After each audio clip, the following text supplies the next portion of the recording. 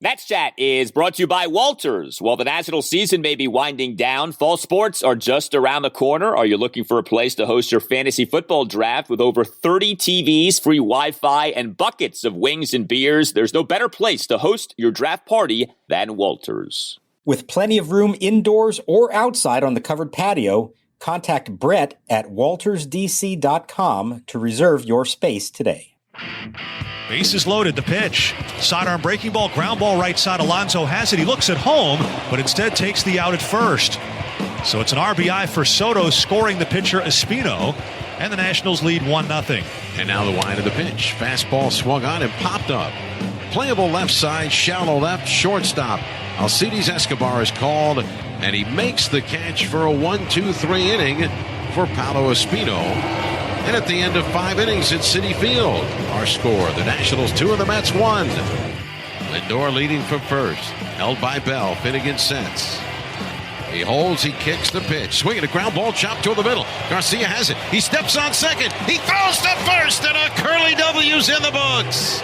Kyle Finnegan induces the chopper up the middle off the bat of Javi Baez. Garcia makes that play as well, and the throw to first on the money to Bell. And the Nationals storm out of the dugout. They take game 1 of the series in the Big Apple as they hand the Mets their 4th loss in a row and 12th in the last 14 games.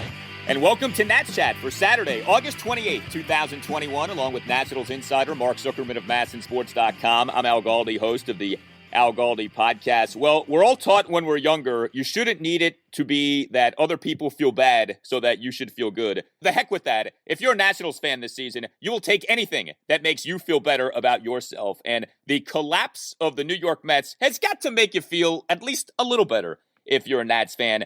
And the Nats pile on with a 2-1 victory at the Mets on Friday night. The Metropolitans now have lost 12 of their last 14 games. But more seriously and more significantly, this was a fun game. This was in many ways a well-played game, at least from a pitching and defensive standpoint. And this was a clutch game. The closer, Kyle Finnegan, and the young second baseman, Luis Garcia, coming up big in the bottom of the 9th inning. Mark, we have not had many feel-good nights. Dare I say Friday night was a feel-good night in multiple ways, if you're a Nats fan.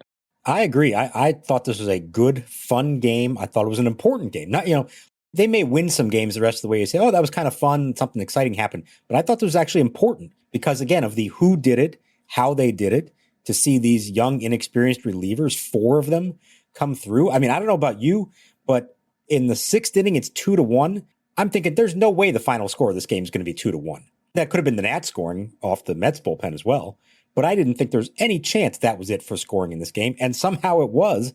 And yeah, the Mets have something to do with that. But I'm going to give a lot of credit here to Andres Machado, Sam Clay, Kyle McGowan, and Kyle Finnegan. I thought that was big time from all of them, and add Luis Garcia in for his play in the bottom of the 9th. And that's I don't know what the word is. It's not a character builder, but it's an experience builder for these guys. And I do think ultimately the more of those kind of games you have, and when you have some success in them, that pays off in the end, whether that's later this year, next year, 2 years from now, who knows? But I think that's actually an important win for them. Yeah, these games, you are building up a stash of experiences, and you're building up things from which you can draw in future seasons. So if you're Kyle Finnegan, the next time you're on the road in a tight spot facing the heart of the lineup, you can reflect back upon what happened on Friday night, August 27, 2021, and say, hey, I can do this. I've done this before. I think that stuff does matter. And sure enough, Kyle Finnegan delivered. It's not often we begin our breakdown discussing the Nationals bullpen, but I feel like we almost should. We'll get to our guy, the starting pitcher in this game, momentarily. But Kyle Finnegan comes into the game, bottom of the 9th, Nats nursing a 2-1 lead, set to face the Mets' numbers 2 through 4 batters. He does issue a leadoff 5-pitch walk of Pete Alonso, although Kyle told FP and Bob after the game on Masson that was almost like a non-intentional, intentional walk of Alonso.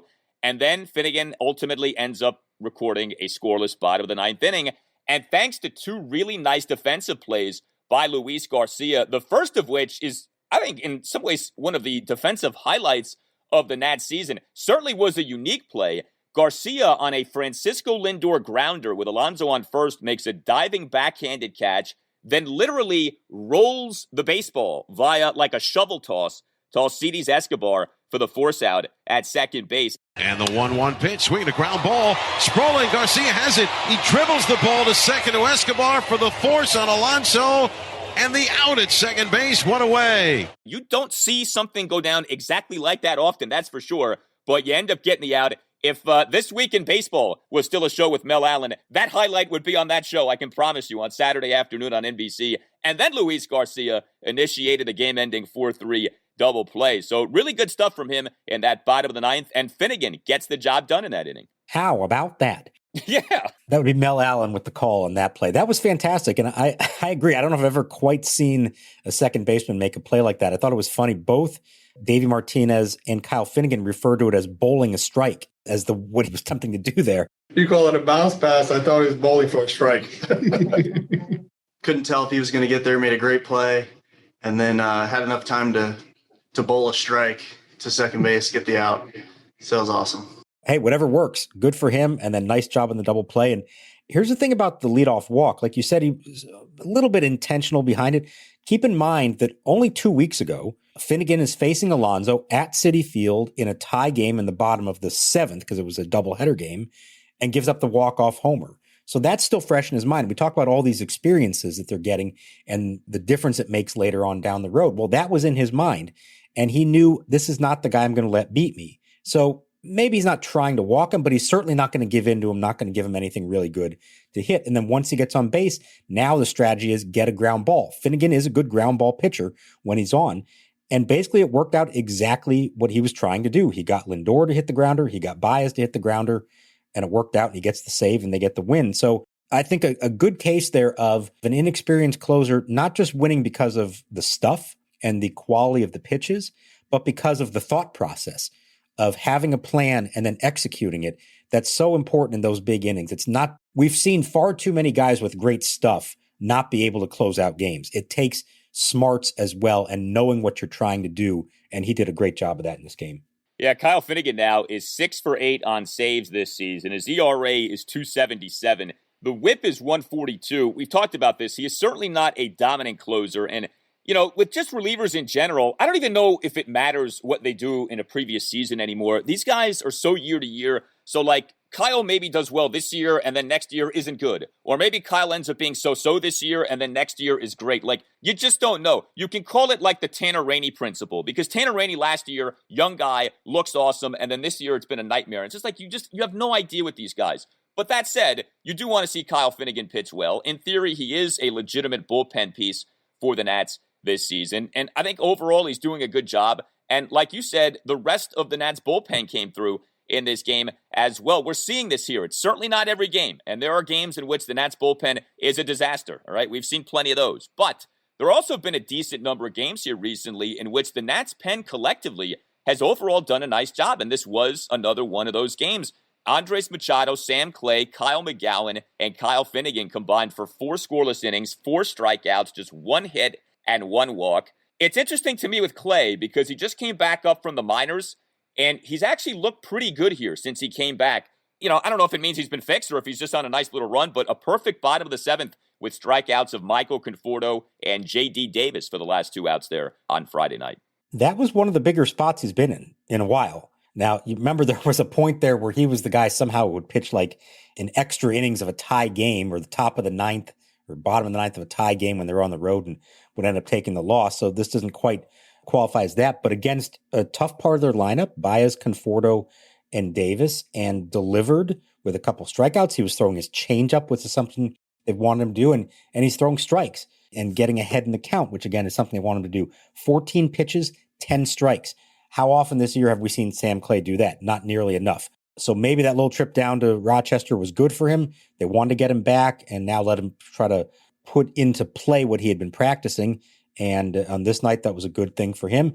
And Machado continues to be a guy that looks like Davey really trusts him. He is using him in a lot of spots. He's really using him just a lot in general. And you hope that his arm holds up. So far it has. So that was good. And then how about McGowan in the 8th inning? He threw at one point, I believe, 11 consecutive sliders. It was 7 in a row to Dominic Smith to get him, and then 4 more to start off Jonathan VR, and then he completely stunned him with a fastball they looked at for strike 3.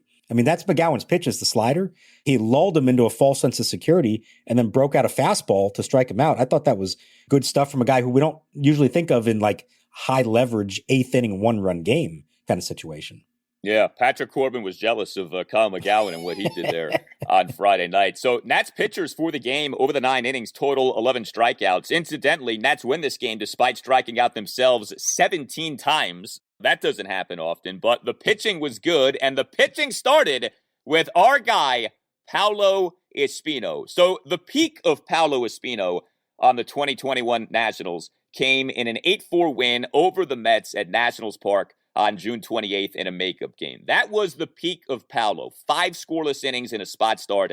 He exited that game with an ERA of 2.02 on the season over 18 games, including 3 starts. Now, Paolo, since that game, had not done so well. And that game, end of June, basically coincided with the start of the Nats fall, right, which was beginning at the start of July. But Paolo, on this Friday night, was back to peak Paolo and against the Mets. So the Mets are the team against whom Paolo Espino does his best work. He was terrific in this game. He was back to being the guy we saw in May and June of this year. 1 run in 5 innings, 7 strikeouts versus no walks. He gave up just 3 hits. Now, 2 of them were extra base hits, a solo homer and a triple to go with a single. But he pounded the zone. This is what Paolo does when he's peaking. 49 strikes versus 19 balls on 68 pitches. That's some ratio. 49 strikes versus 19 balls.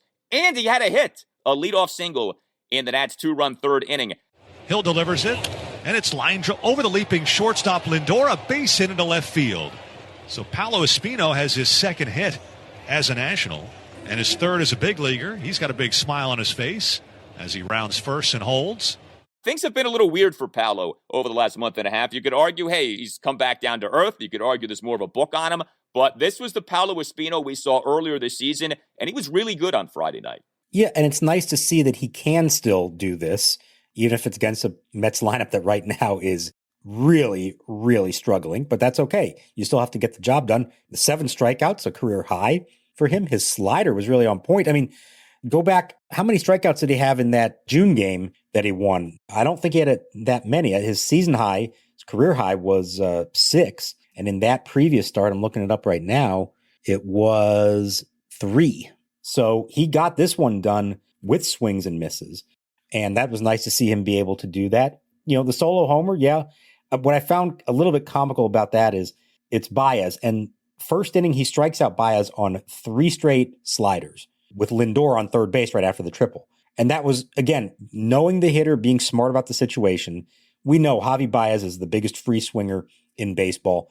If you throw him anything in the strike zone, you're making a mistake. So what's he do the next time up? He tries to sneak a fastball past him on the first pitch and Baez homers on it. And I think if he could have that one back, Paolo would take it back and just keep feeding him a steady diet of breaking balls or at least fastballs out of the zone.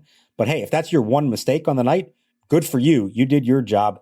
And I thought Davey might push him. I thought he might let him go another inning, but you don't want him to have to face a lineup a 3rd time. We've seen like what he is, who he is.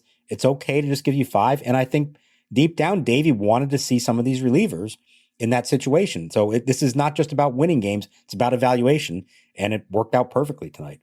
Yeah, FP made a big deal of that on the Masson telecast of, hey, should Davey have left Paolo in the game? Here's the thing. Paolo Espino is in his age 34 season. This is not really a guy you're developing. Like, I understand that he's under team control for seasons to come, and that is one of the things that makes him interesting. Like, this is a guy who the Nats, in theory, could have for another 3, 4, 5 years. I don't know if they're wanting to do that, but they could. It's not like he's, eligible for free agency at the end of the season, but this isn't Josiah Gray. This isn't someone you're trying to develop here. This is more like it's Paolo Espino. This is a guy who was drafted all the way back in 2006. He was a 10th round pick of the Cleveland Indians in the 2006 MLB draft. And so whatever you get from him is good. Like, this is a house money situation. And to his credit, he overall has done well this season, especially given, what I think expectations were for him coming into this year. You mentioned that bottom of the 1st inning. So, yeah, he gives up that 2-out triple to Lindor, but strikes out Javier Baez. And by the way, before the Lindor triple was the strikeout of Pete Alonso. You get a perfect bottom of the 2nd, during which Paolo strikes out J.D. Davis for the 2nd out. Even in the 1-run 4th, yeah, you give up the homer to Baez, but then you get back-to-back strikeouts of Michael Conforto and J.D. Davis. What do you think Mike Rizzo thinks about Paolo moving forward. It's so interesting. Like I said, age 34 season, he's not even arbitration eligible until after the 2023 season. He's not eligible for free agency until after the 2026 season. I mean, that's nuts when you think about that. He's going to be hitting free agency around the age of 40, which is just crazy. Do you think they view him, though, as a potential piece for next season? I was just going to say he could turn 40 and still be under team control. How often does that happen? I think he is. We've talked about this before. I think every team needs a Paolo Espino. Every pitching staff needs one of them. And ideally, you have 5 good starters, and you can put him in your bullpen, and he is the long man, the swing man, the emergency starter, the whatever you need him to be, a jack of all trades, which he was very good at early in the season before necessity forced him into the rotation. But there are so many unknowns with the rotation next year. You don't know what Strasburg is going to be. You don't know what Corbin is going to be. You don't know if Joe Ross is going to be healthy. You don't know if and when Cade Cavalli is coming up and how he's going to do. So with all that said, here's a perfect opportunity to have a fallback plan and have him for, quite cheap to keep him on close to a major league minimum and have him be your last guy in the bullpen, but always be available in case you do need a starter, in case anything happens. So yeah, I think based on what we've seen from him, he loves it here. They've embraced him. I absolutely think there's every reason to believe that he'll be back next year. Now, is it going to be for 6 years? Probably not. I'm going to go out on a limb and guess that eventually Father Time's going to catch up to Paolo. But as long as he can do this, absolutely, I think it is important for every pitching staff to have a Paolo Espino. Yeah, people need to understand, Juan Soto will be a free agent before Paolo Espino will be a free agent. And also, how about the rarity that is this? The Nats have Paolo Espino, age 34 season, Yadiel Hernandez, age 33 season. Neither guy is set to be a free agent until after the 2026 season. So going into the 2027 season, is there another team in baseball that has 2 guys like that, well into their 30s, but under team control for all of these years to come? That's just nuts. I can't say I can think of anyone who's in that boat. And I mean, typically you probably don't want to be in that situation. You don't want to have a lot of players who are 33, 34-year-old rookies. But hey, in this case, both guys have been very valuable to them. And I agree. I think Yadiel, too, has a place on this team moving forward. Maybe not as an everyday left fielder, but certainly as a backup and a bench player and maybe a DH next year, depending how that plays out. How about that? Are you a law firm partner looking for a better situation for your practice and a blockbuster contract worthy of Juan Soto? If so, you should call Mason Kalfas of Zenith Legal in Washington, D.C. He works with law firms and lawyers on finding the perfect match. No platoons, just superstars. Some lawyers switch firms because of conflicts. Some lawyers switch firms for a better platform for their practice. And some lawyers switch firms for more money. You need the Scott Boras of legal headhunters working for you, and that's Mason. Mason will work with you to find a better fit for your practice and ultimately the best deal for you and your entire team. Call him today at 202-486-3535 or check out his website, zenithlegal.com. This is an unprecedented time in the legal market, and many top firms are looking to expand. Call Mason today. Zenith Legal also works with associates and distinguishes itself on personal service. Zenith Legal doesn't just spam resumes out to law firms. Zenith Legal talks to the right people and gets your resume in front of the decision makers who matter. Whether you are a Rainmaker partner or a mid-level associate, give Mason Kalfas at Zenith Legal a call today to accelerate your career. Call today, 202-486-3535. Hey, Nats fans, this is Eric Bramer, play-by-play broadcaster for the Fredericksburg Nationals. Time is running out to see the Fred Nats in their inaugural 2021 season at beautiful new Fred Nats Ballpark. With promotions every night of the week and a talented roster that includes Jackson Rutledge, Jeremy De La Rosa, Brandon Bossier, Yordi Barley, and many more, the time's never been better to see tomorrow's Washington Nationals stars today. Visit FredNats.com for ticket information and follow us on social media at FXBGNats for the latest updates. The 2-2. Swinging a line drive to left. That's going to fall for a base hit. Headed home is Robles. Escobar will stop at third. The throw all the way into the plate. Bell will hold at first with an RBI single, and the Nationals lead 2-0. So Bell matches Soto with his 70th RBI, and the Nationals keep the line moving here in the third. So offensively for the Nationals on Friday night, this was not a good night. And it's kind of funny with the Nats in the state that they're in, they actually have been hitting pretty well. Like they've put up some runs. Every game, it seems like we've had at least a few guys to get into in terms of, well, this guy did this offensively, that guy did that offensively. There really isn't that much to get into here offensively with the Nats on Friday night. Win the game despite totaling just 6 hits and 2 walks. The only Nat who had a multi-hit night was Alcides Escobar. Like I said, the Nats struck out 17 times in the game. And it's funny. I mean, this wasn't like Jacob deGrom pitching for the Mets. Not that he's pitching often lately. Rich Hill was on the mound. The ageless wonder, Rich Hill, the guy who was briefly a National at one point many years ago and never actually pitched in a regular season game for the Nats, right? No. Rich Hill, he's still out there. And, it was not a great game for the Nats, but they were able to sort of figure some things out and get the 2 runs and win the game. And, obviously you're going to have games like that over the course of a season. But I guess that's what struck me more than anything, Mark, is that the Nats haven't had that many of these games here lately. Offensively, they've actually been okay over these last few weeks since the sell-off. They've actually scored more runs a game, I think, in August than they did prior to that, which is, I'm not sure what to make of that entirely. Rich Hill, 41 years old, still going strong somehow. And I got to admit, I've seen him a lot over, the last 4 or 5 years. Remember, he was with the Dodgers there for a while. Yeah. Started some playoff games against the Nationals. The Nats faced him earlier this year when he was with Tampa Bay. Now they faced him a couple times with the Mets. And every time I watch him, I think to myself, they should be scoring a bunch of runs off him. And sometimes they have. But boy, I thought there was opportunity to really take him out early in this game. They load the bases with nobody out in the third, and you got Juan Soto at the plate. Couldn't ask for anything better than that. And then what does Soto do? Ground ball in the first pitch, gets the run home, but that's an out. Josh Bell, nice single to drive in the run. And then the kids, Kieboom and Thomas, both strike out. And it felt to me in that moment like, ooh, that could be the game right there. Like they missed their opportunity to go up big early, and that could come back to haunt them. It didn't, thankfully. But look, all power to Rich Hill. He's still doing this at age 41. But I watch him like, how is he having any success? How did he strike out 8 with that arsenal? He never goes more than 5 innings. I felt like they should have done a lot more damage against him in this game. Yeah, it was not a good game for a lot of the quote-unquote kids. Victor Robles 0 for 3 with 3 strikeouts. Carter Kieboom 0 for 4 with 2 strikeouts. Lane Thomas 0 for 4 with 2 strikeouts. But you heard both of those names, Robles and Thomas, as Davey Martinez did finally do it, have both guys in the starting lineup. Victor Robles was the starting center fielder. Lane Thomas was the starting left fielder. We've talked about this. Why aren't we seeing this? Well, we did see it on Friday night, and it'll be interesting to see how Davis sort of navigates this of, hey, Yadiel Hernandez has been doing pretty well, and he's obviously a weapon off the bench when he doesn't start, but giving an outfield of Robles and Thomas a look. I like that from Davey on Friday. I think against lefties, you'll definitely see this where Yadiel, even though Yadiel's done well against lefties, you can make the case here for Thomas and Robles. I think the more interesting question is going to be when they face a righty again. I assume that Yadiel is going to be in the lineup just because they need production from someone, and he has done that in the 5th spot. And now, is it back to Robles as the everyday center fielder, or might we see Lane Thomas start ahead of him sometimes?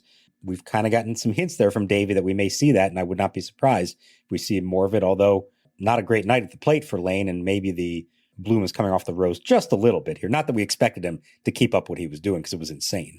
Yeah, well, even Mike Trout has some rough games, so it's been, not a great last few games for Lane Thomas, but we'll see. If nothing else, we will always have that brief stretch of Lane Thomas playing out of his mind. Well, you can always email us at the Nats Chat Podcast, natschatpodcast@gmail.com. We got this email from Brooks Barwick. I thought this was interesting. We could have some fun with this. So he says, lately, I've been trying to find positives in what's been a particularly difficult season for the Nationals, and I keep finding myself drawing comparisons between the post-trade deadline 2021 Nats and the 2009 team. And he makes the following comps. All right, see what you think of these.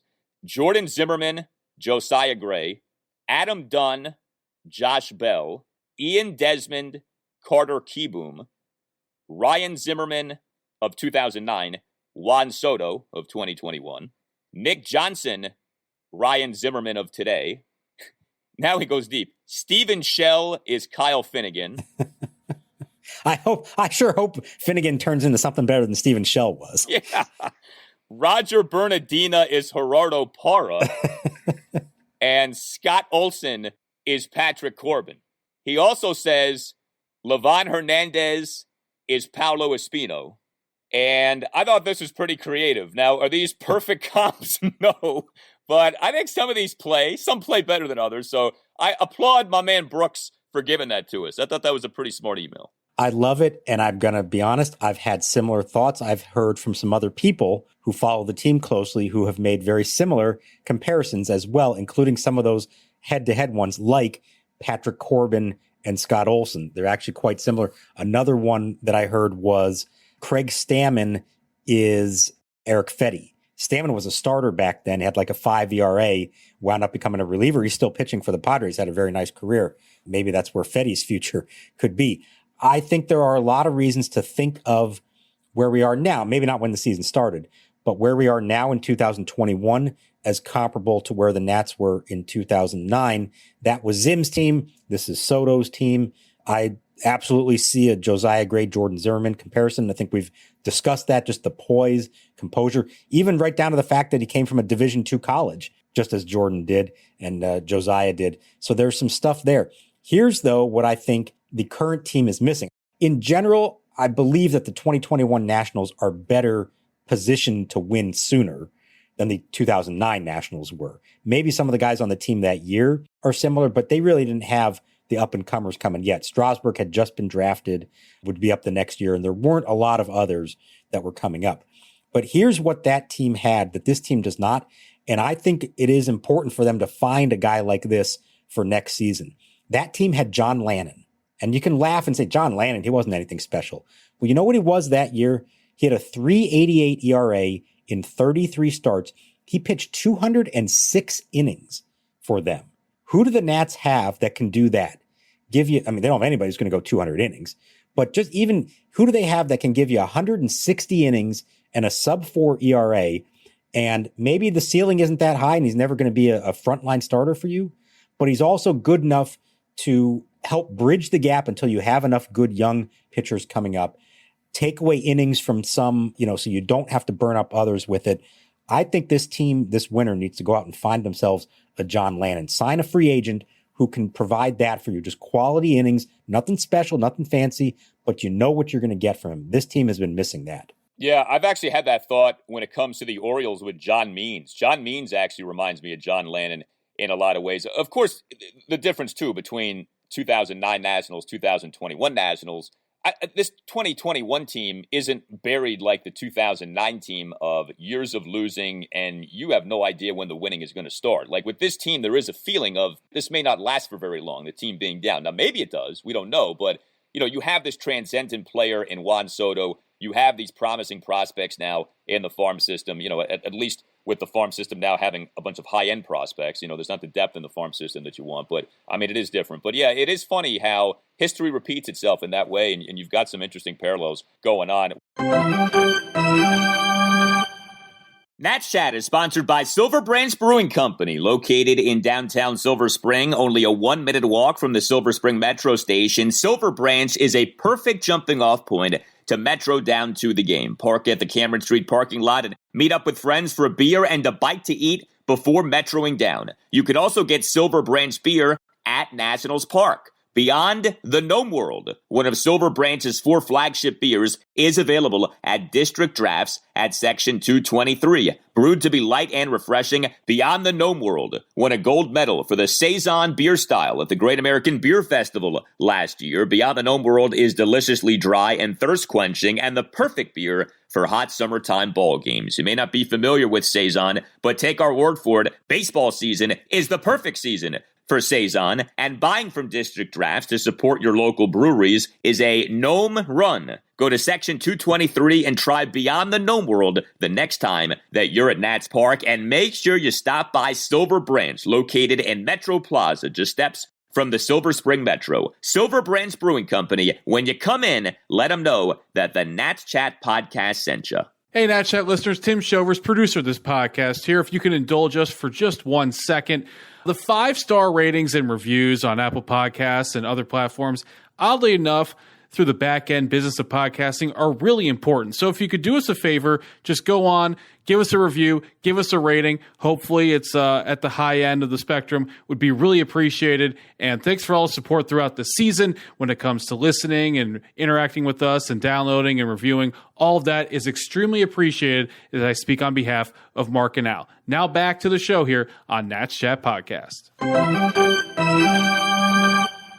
Well, there was some notable Nationals news during the day on Friday. The Nationals confirming reporting that the team has made getting vaccinated for COVID-19 mandatory for all full-time staff. Employees were notified of the policy on August 12th, had until this past Thursday to provide proof of full vaccination, proof of first shot, or apply for an exemption. And this is notable because the Nats are, I guess, believed to be one of the first teams in Major League Baseball to do this, to make it mandatory for full-time staff members to get vaccinated for COVID-19. Now, you are not mandating players get vaccinated for COVID-19. You can't do that. That's got to be negotiated between MLB and the MLBPA. We do know that the Nats months ago crossed into that 85% COVID-19 vaccination rate threshold, by which if your Tier 1 personnel meets that requirement, you can relax a bunch of the protocols. I guess it's interesting to me. I had not considered whether non-players were mandated to get vaccinated because the NFL did this months ago, actually. The NFL effectively mandated COVID-19 vaccination for all NFL support staff back in April. And it wasn't you have to get vaccinated. It was basically if you're part of support staff and you don't get vaccinated, you are extremely restricted. And the NFL is kind of trying to do this now with players where they've made it very difficult if you are a non-vaccinated player to function this coming season. The protocols are very stringent. But I guess MLB had not done that. It kind of left it up to the teams, and the Nats end up being one of the first teams here to make it mandatory for staff to get vaccinated. Yeah, so it's the Nats and the Astros are the first two. Surprisingly, they share the spring training complex. That had nothing to do with it. They did this independent of each other. Now, keep in mind, really the majority of people this affects are the people who just work for the team. And that can be in sales and marketing and ticketing. And even if there are full-time employees who work at the stadium. Now, not everyone is. Some of them are part-time and they cannot be mandated to be required to do it. But if you are a full-time employee of the Washington Nationals, a lot of people who really have nothing to do with baseball are required now to be vaccinated. And look, they are a private business and they are allowed to do that if they want. Now, they're offering people the chance to say, I'm not vaccinated and here's a reason why, and you can grant me an exception for it. They'll review all those cases and determine whether it's valid or not. But there could be some people who are going to be out of a job at the end of all this if whatever reason they come up with is not deemed an acceptable reason. Now, as far as the baseball people, the vast majority of them already have been vaccinated. Like we said, they crossed the 85% threshold a while back. And my understanding is that, really the vast majority of the staff, the baseball staff already was anyways. But let's keep in mind that the Nats, more than most teams have had more outbreaks and dealt with more disruptions this season than most teams. There was the opening day thing that cost, 9 players. Then you have Fetty testing positive even after being vaccinated and Rainey having to go on the COVID IL as a close contact. And then you had Trey Turner and then 3 others plus almost all of Davey Martinez's staff coming down with it right before the trade deadline. And that was a huge disruptor for them from a coaching standpoint. So you can understand why as an organization, they're saying, you know what, enough is enough. We're going to take every possible step we can to make sure that everyone that we legally can require to be vaccinated is. And we got to remember, this thing isn't going away. As much as we all hoped that this would be a thing of the past by now, it's not. And my hunch is it's still going to be something we're talking about next year, unfortunately. That is the state of this, the state of the world, the state of the country. And different companies, different organizations are deciding on their own to do this, and it is within their rights to mandate that. You tell us what you think. You can always email us, natschatpodcast@gmail.com. You can reach us on Twitter, too, @Nats_chat. The secret weapon was back in full effect on Friday night. It was wonderful to see this, and maybe, just maybe, there's more to come with our guy Paolo Espino. You never know. But in the meantime, get yourself a secret weapon t-shirt in addition to a Nats Chat podcast t-shirt.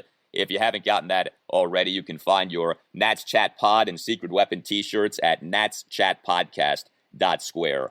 Site. All Nationals radio highlights on Nats Chat are courtesy of 106.7 The Fan. For Mark Zuckerman, I'm Al Galdi. We'll talk to you next time on the Nats Chat podcast. And we will leave you with a voice memo with another tale of October 2019. And this might be my favorite one yet. This is a really good one. Mark Masters of Gilbert, Arizona. We thank him, and we thank you for listening to the Nats Chat podcast.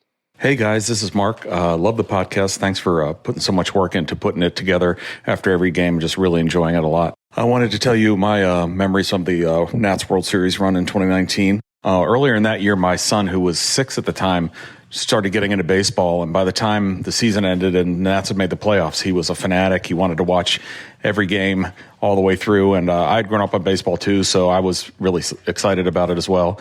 But of course, being a 6-year-old, he had trouble staying awake through all the games as much as he wanted to see them. And once the Nats got into the playoffs, I started realizing that he kept falling asleep when they were behind, and they would often start their comeback pretty soon after he fell asleep. So I started getting a little superstitious about it. And on the night of Game 7, he fell asleep right before Rendon hit a homer, and then Howie hit his 2-run homer to give them the lead that they'd never relinquish. And it was very tempting to wake my son Max up and tell him that Howie had hit the home run and we were ahead, but he looked so sound asleep and I was so superstitious that I let him sleep until the game was over, and then I woke him up and told him they won, and we were both really happy, and I was glad that I hadn't woken him up before then. So I lived in D.C. for many decades, and just this summer moved to Arizona, and Max and I took a road trip to get out here, and we listened to the Nats Chat podcast in the car every day, and it really helped us fend off the homesickness from D.C. So we really appreciate all the work you guys have done. Thanks a lot, and keep up the good work. Greinke delivers. Swinging a long drive to left, way back, forget about it. It is going, and long gone into the Crawford boxes, and the Nationals are on the board. Anthony Rendon has his second home run in the World Series. It's now the Astros 2 and the Nationals 1 as Anthony Rendon delivers a big hit here in the 7th inning.